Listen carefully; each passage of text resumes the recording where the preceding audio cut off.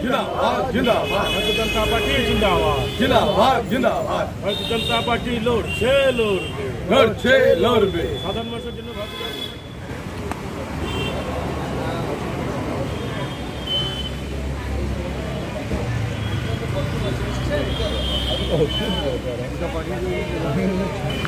আপনাকে কোথায় কোথায় মেরেছে? আপনাকে কোথায়? গালে কি চট্টর মেরেছে নাকি?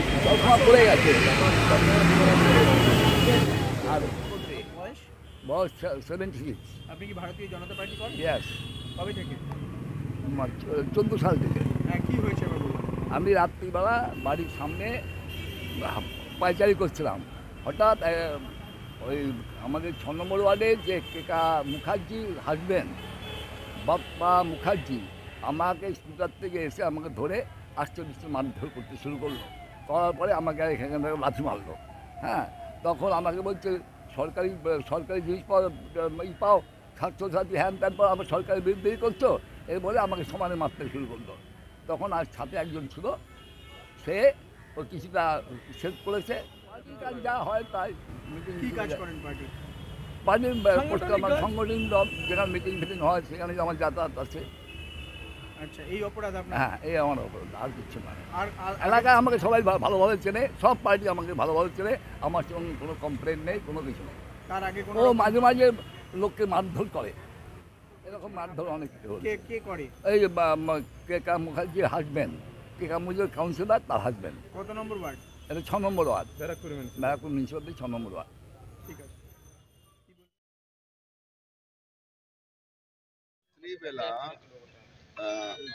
1-1:30টার সময় ওনাকে এখানকার কাউন্সিলরে বর মারধর করেছে, একটা 65 বছর বয়সের মানুষ।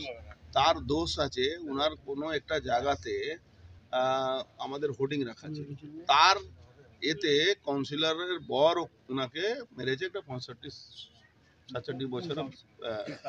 এই ওয়ার্ডের কাউন্সিলর নাম কেকা মুখার্জি, তার সুব্রত মুখার্জি। আমি শুধু একটাই কথা বলবো, পার্থভূমিকে বলবো, এই খেলাটা বন্ধ করো। আজকে রাত্রিবেলা ওখানে মেরেছে, আবার জগদ্দল বিধানসভা মুকুন্দপুরে একটা ছেলেকে মেরেছে। এই খেলা বন্ধ করো, তাহলে সম্পূর্ণ দায় কিন্তু তোমাকে নিতে হবে।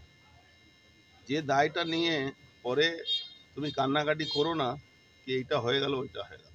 আমরা কিন্তু কোনো কর্মী আমাদের গায়ে হাত পড়লে, কোনো আমাদের ভোটারের গায়ে হাত পড়লে আমরা কিন্তু ছেড়ে বসে কথা বলবো না। কি খেলা মানুষকে ভয় দেখাবার জন্য এইসব করছে, যাতে মানুষ বেরোয় না। মানুষ সব উপচে পড়ে বেরিয়ে গেছে, বুঝতে পারছে কি পায়ের তলা মাটি নেই, তৃণমূলের ধসে শেষ হয়ে গেছে, এই জন্য এইসব করছে। কর্মীদের মারছে, কর্মীদেরকে ধমকাচ্ছে, রাত্রিবেলা ফ্ল্যাক্স ছেড়ে দিচ্ছে, এইসব করছে। এই যে কি বলবো, এদের সবটাই শেষ হয়ে গেছে। এখন শুধু ক্রিমিনাল আর গুন্ডাদেরকে নিয়ে এরা ভাবছে এখানে ক্ষমতায় থাকবে, এটাও থাকবে না। দাদা এটা হুঁশিয়ারি একটা, বললাম তো হুঁশিয়ারি। এই খেলাটা বন্ধ করো। সবাইকে বলে তো কি আমি ভালো লোক, কত ভালো লোক আছে দেখুন। তৃণমূল করবে, তৃণমূল তো ভালো লোক করে না। তৃণমূল একটা বয়স্ক মানুষকে একটাই অপরাধ কি তার বাড়িতে কেন ফেস্টুন রাখা, হোর্ডিং রাখা আছে, তার জন্য তাকে মারতে হবে। কমপ্লেন করা হয়েছে, থানায় কমপ্লেন করেছে, ওনাকে হসপিটালে ফার্স্ট এড করাবার জন্য নিয়ে গেছে। নিয়ে নির্বাচন কমিশন তো সেকেন্ডারি স্টেজ আছে, আমরা জানাবো। প্রথম থানাকে আমরা জানিয়েছি। আমি আপনাদের মাধ্যমে ওকে বলবো, পার্থভূমিকে, এইসব বন্ধ করো, এইসব করে কোনো লাভ। তৃণমূলের কোন বিজেপি কোন তৃণমূলের লোককে মেরেছে একটা প্রমাণ দিক। আমি এখন পর্যন্ত 2টো প্রমাণ দিয়ে দিলাম। কোন বিজেপি কর্মী কোনো তৃণমূল কর্মীকে কোনো গালাগালি করেছে, কোনো চেজ করেছে, কোথাও কোনো করেছে, কোথাও করে। উনি যা করছেন উনি কিন্তু ভুল করছেন, এই কাজটা করা উচিত না।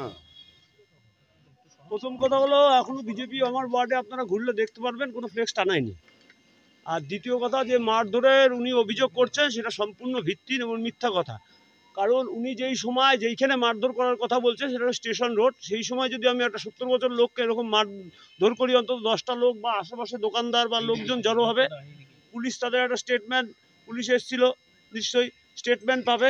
সম্পূর্ণই মিথ্যা কথা। ওনার সঙ্গে আমার একটা মানে বচসা হয়েছে, কথা কাটাকাটি হয়েছে রাজনৈতিক ইয়ে নিয়ে, রাজনৈতিক কর্মকাণ্ড নিয়ে কথা কাটাকাটি হয়েছে। কি কথা হয়েছে? যেমন ধরুন আমাদের লক্ষ্মীর ভাণ্ডার, তারপরে ওনার মেয়ে কিছুদিন আগে আমাদের থেকে মানে সরকারের থেকে যে কন্যাশ্রী সেটা নিয়ে নিল, হ্যাঁ রূপশ্রী সেই প্রকল্প নিয়ে নিল, সব রকম সুবিধা নিল, তো সেই নিয়ে আলোচনা হচ্ছিল। না না, আমি সেটা বলিনি, মানে আলোচনার ক্ষেত্রে যেটা হয় আর কি, যে আপনারা তো সরকারের সব রকম সুবিধা পাচ্ছেন, তা আমাদের সরকার কোনটা দিলে আপনার আরো ভালো হয়, এইভাবে আলোচনা হচ্ছিল। সাধারণত কথা কাটাকাটি এই নিয়ে, আমাদের আয়ুষ্মান আটকে দিয়েছে, এইসব নিয়ে কথা কাটাকাটি হচ্ছিল। তা হতে হতে তা ব্যাপার হলো ওনার রাগ হচ্ছে, উনি মদ বেচত কিছুদিন আগে পর্যন্ত, ওখানে মদ বেচত, ফ্ল্যাট হওয়া আগে পর্যন্ত ওখানে মদ বেচত। তো সেইটা আমরা এলাকার লোকরা মিলে সেই মদ বেচাটাকে বন্ধ করে দিয়েছিলাম। পুলিশও জানে, পুলিশের কাছে সেই রেকর্ডও রয়েছে। তা ওনার রাগ হচ্ছে অ্যাকচুয়ালি ওইটা মদ বেচাটা, কেন আমরা বন্ধ করেছি। কালকে মারধর করলেন? বলছি না, মারধরের তো সম্পূর্ণ মিথ্যা কথা।